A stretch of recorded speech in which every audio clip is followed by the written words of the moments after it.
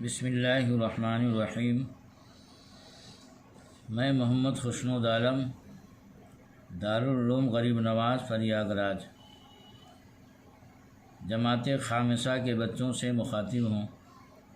اور مشکوٰۃ شریف کا درس چل رہا ہے۔ ایک لمبی حدیث کا ایک ٹکڑا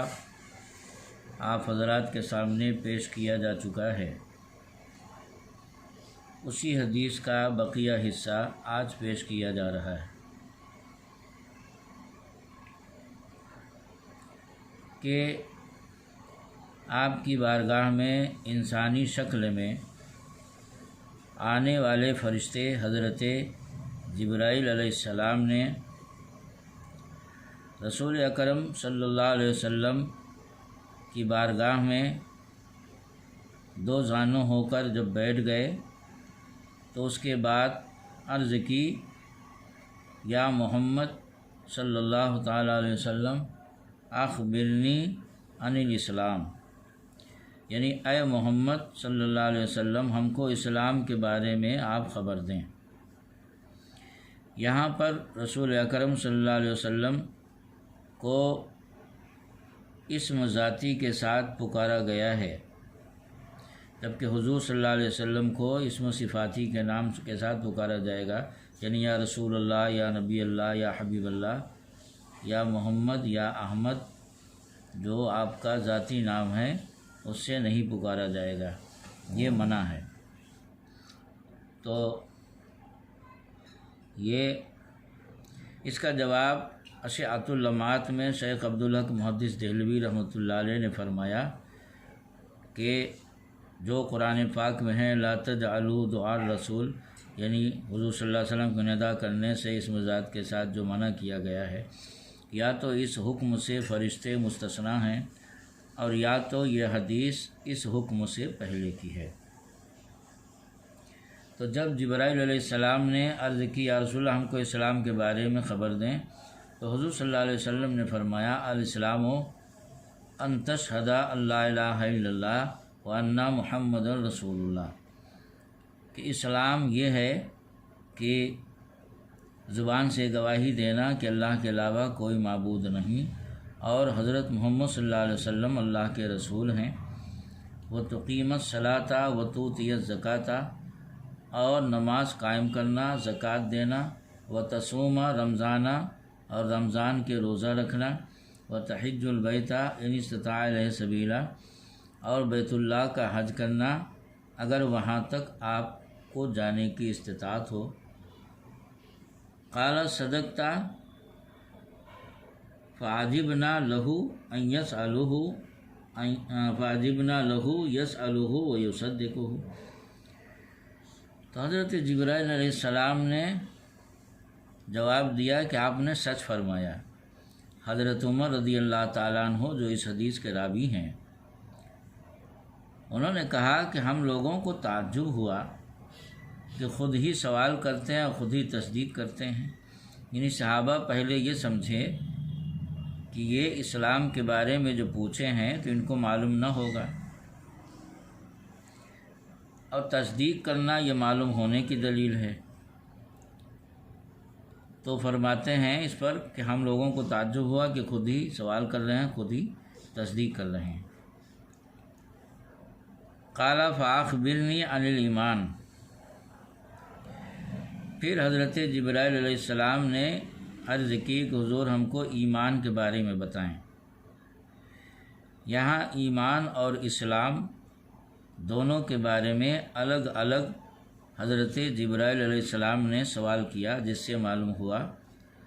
کہ ایمان اور اسلام میں فرق ہے۔ پھر اسلام کے جواب میں حضور صلی اللہ علیہ وسلم نے ظاہری اعمال کا تذکرہ کیا، اور ایمان کے بارے میں ایسی چیزوں کا تذکرہ کیا جن کا تعلق تصدیق قلبی یعنی باطنی چیز سے ہے، جس سے معلوم ہوا کہ ظاہری اعمال اور زبان سے توحید اور رسالت کی گواہی دینا یہ اسلام ہے، اور تصدیق قلبی کا نام ایمان ہے۔ مگر بعض جگہ قرآن و حدیث میں اسلام اور ایمان ایک معنی میں بیان کیا گیا ہے، اور کہیں کہیں دونوں کو الگ الگ معنی میں جیسا کہ بتایا گیا، بیان کیا گیا جیسا کہ یہاں پر۔ تو حضور صلی اللہ علیہ وسلم نے جواب دیا،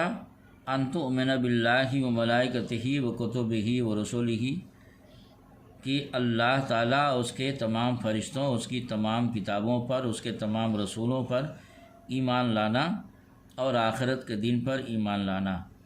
وتؤمن بالقدر خیرہ و شرہ، اور اچھی اور بری تقدیر پر ایمان لانا۔ تو جب جبرائیل علیہ السلام نے ایمان کے بارے میں سوال کیا تو حضور صلی اللہ علیہ وسلم نے اللہ پر ایمان لانے، تمام فرشتوں، تمام کتابوں، تمام رسولوں پر اور آخرت کے دن پر ایمان لانے کا تذکرہ فرمایا، اور اچھی اور بری تقدیر پر ایمان لانے کا تذکرہ فرمایا۔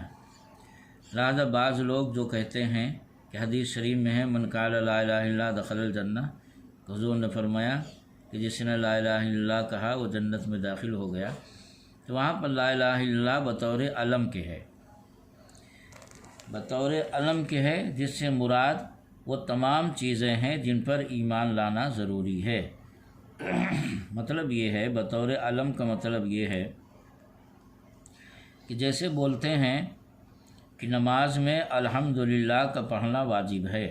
تو اس کا مطلب یہ نہیں ہوتا ہے کہ صرف الحمدللہ نماز میں پڑھنا واجب ہے، بلکہ اس کا مطلب یہ ہوتا ہے کہ پوری سورہ فاتحہ پڑھنا واجب ہے، اور الحمدللہ اس کو بطور علم کے کہا جاتا ہے۔ اسی طرح بولتے ہیں کہ الف لام میم، جیسے کوئی پہلے پارہ کی تلاوت کر رہا ہو تو اس کو بولتے ہیں کہ وہ الف لام میم کی تلاوت کر رہا ہے، تو اس کا مطلب یہ نہیں ہوتا ہے کہ الف لام میم کی تلاوت کر رہا ہے، بلکہ اس کا مطلب یہ ہے کہ وہ سورہ بقرہ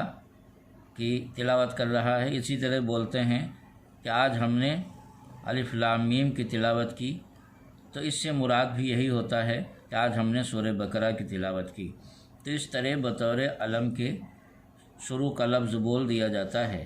تو اسی طرح کلمہ میں حضور صلی اللہ علیہ وسلم نے بطور علم کے فرمایا کہ من قال لا الہ الا اللہ دخل الجنہ، یعنی جو لا الہ الا اللہ پڑھے گا وہ جنت میں داخل ہوگا۔ تو اس کا مطلب یہ ہے کہ جو لا الہ الا اللہ یعنی اللہ پر، اس کے تمام فرشتوں پر، اس کی تمام کتابوں پر، اس کے تمام رسولوں پر، آخرت کے دن پر اور اچھی بری تقدیر پر ایمان لائے گا، یعنی جن چیزوں کو حضور صلی اللہ علیہ وسلم اللہ کے پاس سے لے کے آئے ان تمام چیزوں کو مانے گا، تمام ضروریات دینیا کو مانے گا،